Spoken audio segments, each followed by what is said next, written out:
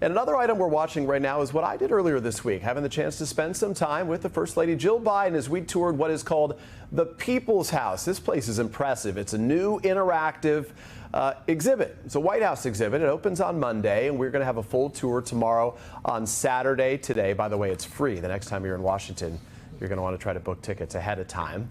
We spoke about a number of topics, the First Lady and I did, including whether she and the president feel safe amid a recent rise in political violence. I feel that Joe and I are in good hands with the Secret Service. I never doubt that. I never feel any fear. And I think they've done an incredible job in protecting. And I'm so grateful that they take care of me and Joe and all of our family. And what's the message? What do we say to Americans right now? We got to get through another 40-something days. What do you say to Americans right now in what has become, for better or for worse, sadly too often for worse, such a toxic campaign season? I think we have to come together. I think we have to vote as Americans. You know, that's a right that we've been given, and I think we have to take advantage of that. And then we have to have a peaceful transfer of power. Part of our visit with the First Lady, Dr. Jill Biden, and joining us now is a member of the House Armed Services Committee and former Navy pilot, Congresswoman Mikey Sherrill of the great state of New Jersey. Congresswoman Sherrill, First Lady Jill Biden, you heard they're calling for a peaceful transfer of power amid all this political tension. Given what the former President Donald Trump has been saying on Truth Social, his comments about cheaters, as he describes them, even in advance of Election Day, how concerned are you about violence on and around this election? Well, of course, we are keeping an eye out. We are watching very carefully what's going on across the country. I think Americans have understand what is at stake in this election, how necessary it is for people to exercise their right to vote. We are pushing out as much information as possible about how safe and secure our elections are. We are working incredibly hard to make them so. And yet we are facing Trump and MAGA Republicans who are trying to sow discord, who are trying to undermine our election system. We know Trump has not said he would respect the results of the election. We know he tried to stay in power last time despite losing in the election. So it is a concern, but one we are making sure that we are ready for. So let's dig into the campaign for a moment here. You know, the vice president in Georgia today before she heads to Wisconsin. You've recently sponsored a bill in Congress that would protect access to emergency abortion care in every state. Reproductive rights is going to be the focus of Kamala Harris's remarks there today.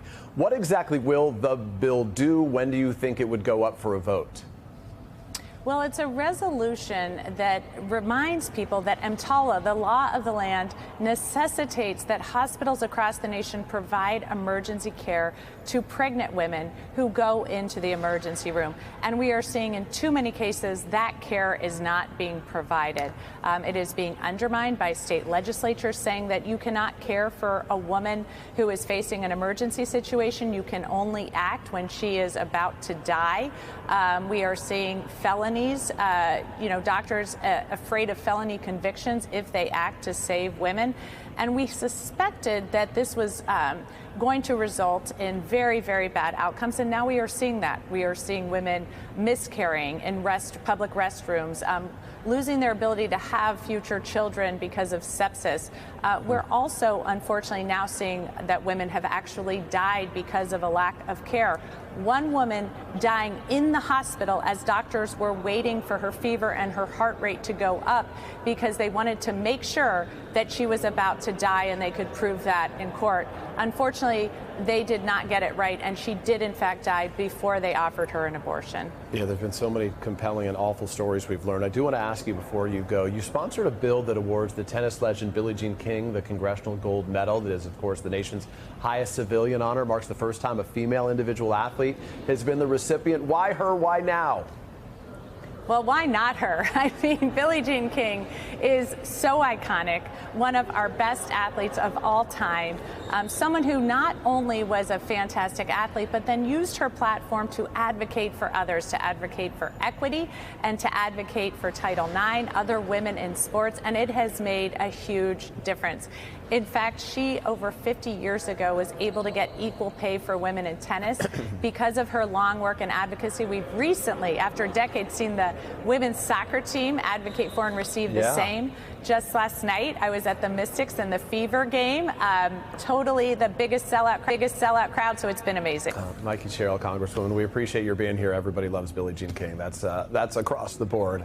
Thank you for your time. Join me tomorrow morning for much more of my conversation with the First Lady, Jill Biden, on Saturday Today on the network on NBC.